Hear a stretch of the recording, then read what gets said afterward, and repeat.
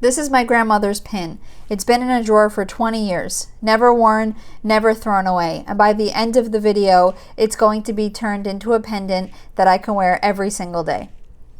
Hi everyone, I'm Ariel. I've run an online jewelry business for over 10 years. I have my own website. I've sold on live platforms, every platform that you can think of. And by the end of this video, I'm going to show you exactly how you can turn something like this into something that you never want to take off and you can wear every single day. So I'll walk you through my thought process step by step. And if you feel lost on where to start when creating a jewelry piece like this, then I'm going to give you some ideas on where to start. You could start with a certain theme or a certain color. For example, like say you want to do something coquette themed and you want to do flowers and you want to incorporate pink, or if you have a favorite color like pink, my favorite color is pink, so I'm saying pink, then you can go with a pink theme, and then it makes it a lot easier when it comes to choosing charms to build out your piece. And if you stick around until the end of the video, I'm going to give you some tips on where you can source one-of-a-kind pieces to turn into jewelry that no one else will have. So stick around until the end of the video. So let's get started. Okay, so here we have our pin, and this was my grandmother's pin. And the back of it broke off, so I kind of just filed down any like little bit of remains that were here so there's no sharp edges. And this is what the front of it looks like. So what I'm going to do is I'm going to take a bail, and let me show you what the bail looks like. Let's get a little bit up close, and this is what the bail looks like. Now you can buy these in gold, you could buy them in silver, you could buy them in all different sizes, all different materials, all different shapes. This is the one that I have here. It kind of looks like a teardrop shape, and it's a little bit flat on the back of it. And what I'm going to do is I'm going to take some E6000 glue, and I'm going to glue it right at the center here onto the back. Now when I glue this onto the back here, it's going to make it perfect to be able to turn this into a pendant for a necklace.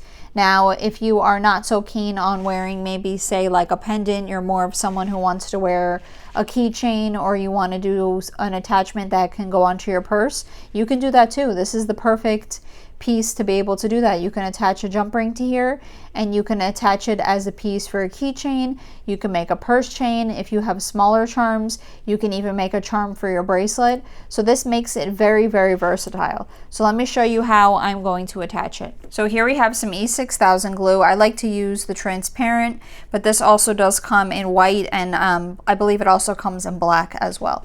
So what I'm going to do is I'm going to I'm going to put a small amount of the glue onto the back here. It does come out very fast, so I just like to have a piece of paper towel handy, and then I just close it here on the back. But this literally is my favorite glue. I use it for nearly everything and all of my jewelry making.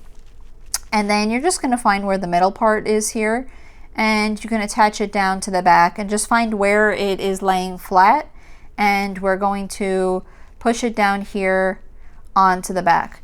Now if it makes it easier for you, if you kind of feel like it's moving around, you can always use something to clamp it down on the back. You can use like a clothespin, or you can kind of just use something to clamp it down here on the back.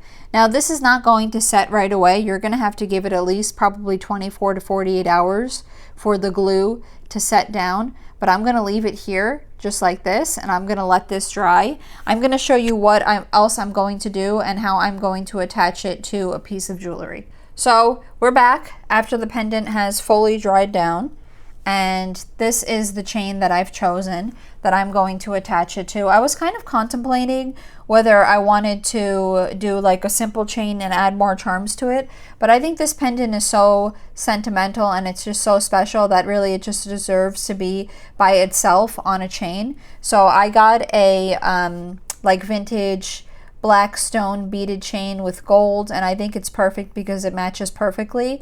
And I just think that this is really pretty because I can always layer this with other pieces. And if I decided later on, I can always remove it, and I can, like I said, attach it to a keychain. I could put it on a purse chain.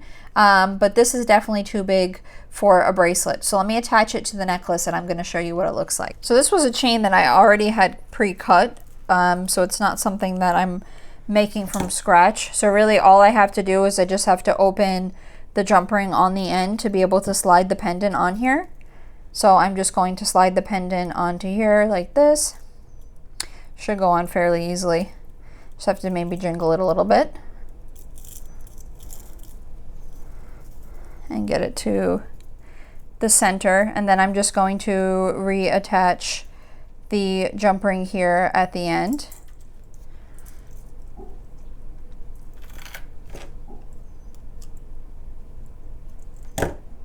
So there you go, and let's try it on and let's see what it looks like. Okay, so the camera is going to track my face, so you're not going to be able to see the necklace there, but like, look how pretty this is, guys. It's absolutely gorgeous. I love the way it came out, and instead of it being something that it was just sitting in a drawer for 20 years and my grandma had it, now it's something special that I can wear, where I can remember my grandma every single time I look at it, and it's just such a special, sentimental keepsake piece. And I just love jewelry. Jewelry is my thing, as you guys all know, of course, because I make and I design jewelry, and this is just so special to me. So I want to give you some ideas for some special pieces that you can use, and I'll show you with examples as well. I know I said end of video, but you know, this is like kind of the ending of the video, and I will show you with examples, and I will also show you some places where you can source items where you might not think of sourcing. So that is where we're going to get to now. So on the side of the screen, a list is going to pop up, and there are going to be samples of where you might find one-of-a-kind unique pieces that you might not think of. And then we're going to go through where you could source pieces that are one-of-a-kind as well, okay? So let's go through some of these. Now, one of my absolute favorite things to do is to go sourcing for vintage pieces to find and to turn into jewelry. So like if I don't have something like the piece that I showed you from my grandmother, I love finding little unique one-of-a-kind components and little trinkets to turn into jewelry. So some good examples of things that you can use that you can turn into one-of-a-kind pieces of jewelry are keys, just like these little vintage keys, and you can either just string them on a chain if you want to do something a little bit more simple, or if you want to do something a little bit more maximalist, you could put it on a chain and you can add a bunch of different charms on it. You could do a keychain, purse chain, you could do bracelet for a little bit smaller ones like this padlock that I have here. This padlock's a little bit smaller, it's a brass padlock, so this would be good to add onto a bracelet. And then you can also do some buttons, antique buttons, brooches, broken jewelry components. So this would be something good to add a bail onto the back of it. I also have these earrings here. So these are clip-on earrings. Now I don't have the set of them. So what I would do is I would take the back off of them here, and you can just break it off with a pair of jewelry cutters, and you can file it down here if there's a rough edge, and then you can glue the bail onto the back of it. So you can make some really fun charms with pieces like this. And then another thing that you can look for is natural elements. So if you guys like seashells, this is a shell that was turned into a charm. And this is a different style of a bail. You can see how this one looks here. It goes over the front and the back of the seashell. And this was added onto a real shell, which is very cool. And this one I'm going to turn into a charm. This is one that I found when I went on vacation. And we have sea glass, you have flat stones. We can also do watch gears and pocket watches. So I found a bunch of these pocket watches. These are by Nolan Miller, and I absolutely love them. And they came on these gold chains, just like a simple gold chain. And they're still working. They have the batteries inside of them. But I'm going to take them and turn them into some really funky charm necklaces, which I really love them.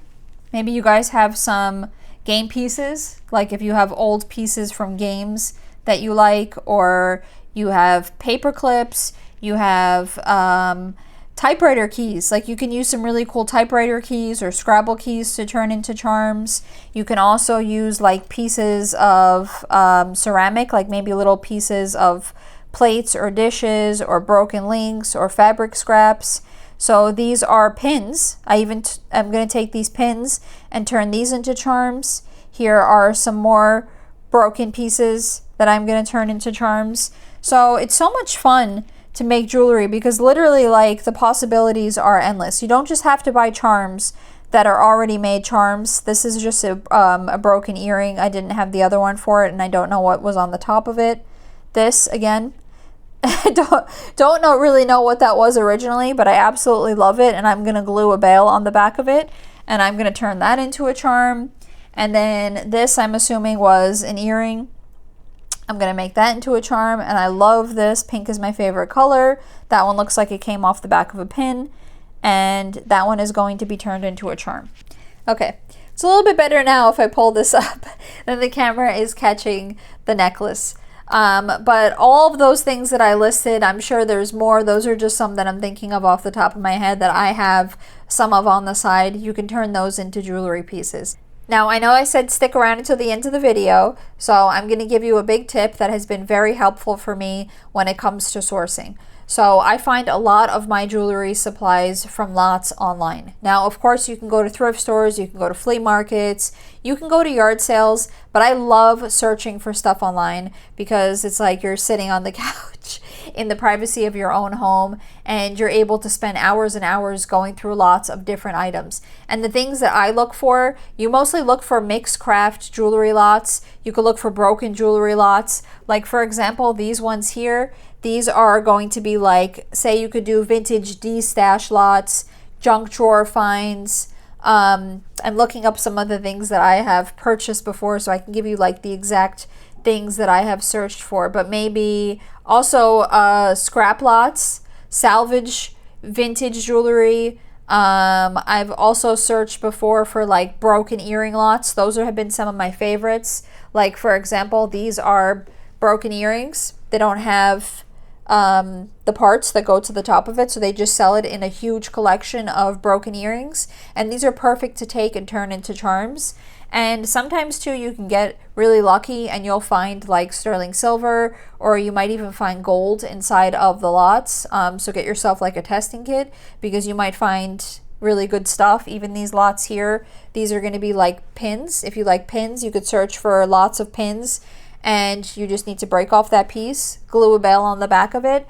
So that is one really good way to be able to find pieces like this, and then you can turn them into one-of-a-kind vintage and unique charms that absolutely no one else is going to have.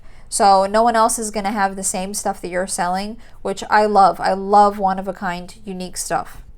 So this is a 20-year-old pin that was just sitting in a drawer before, and now I get to wear it every single day. So if you have something like this sitting around, this could be your next project that you can turn into your next jewelry piece or accessory. So tell me what it is in the comments, subscribe, and I'll show you what I'm making next. Have a great day, everyone.